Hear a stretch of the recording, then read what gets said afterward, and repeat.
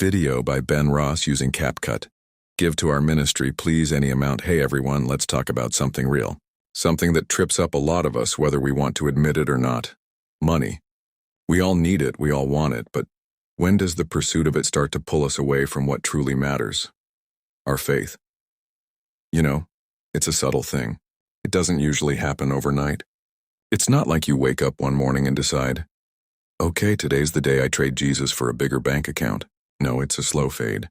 It starts with a little more overtime at work, missing a small group here, skipping a quiet time there because you're just so tired from the hustle. You tell yourself it's temporary, that you're just building a foundation for your family, and that's a good desire. But then temporary becomes your new normal. The Bible is actually super clear about this danger.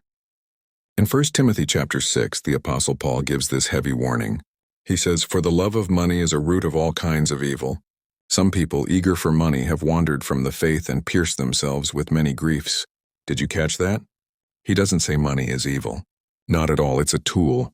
But the love of it, that craving, that obsession, that feeling that if I just had a little more, I'd be happy, that's the trap. It's a root, and from that one root, all sorts of other problems can grow. Anxiety, comparison, jealousy, dishonesty, the list goes on. And notice the end of that verse. They wandered from the faith. It's like walking a path. You're walking with God and then you see something shiny off in the woods. You think, I'll just go grab it and come right back.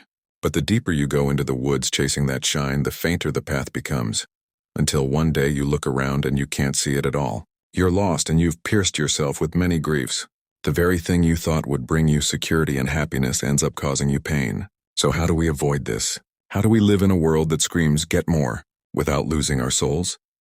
Jesus gives us the answer in Matthew 6. He says, no one can serve two masters. Either you will hate the one and love the other, or you will be devoted to the one and despise the other. You cannot serve both God and money. You have to choose your master. Every single day, who are you working for? Who are you living for? Here's the practical shift. Instead of chasing wealth, we're called to seek contentment and practice generosity. The same chapter in 1 Timothy says, but godliness with contentment is great gain. Contentment isn't about being lazy.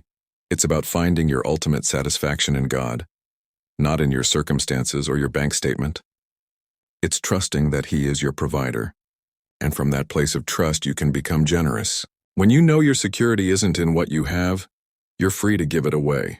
You start seeing your money not as a measure of your success, but as a tool for God's kingdom, a way to bless others, to support your church, to be the hands and feet of Jesus. So take a moment and check your heart.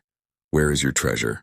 Because Jesus said, where your treasure is, there your heart will be also. Don't let the temporary shine of this world make you wander from the eternal path. Choose your master today. Find your contentment in Him and watch how He uses you and what you have for things that truly last forever. Music swells and fades out.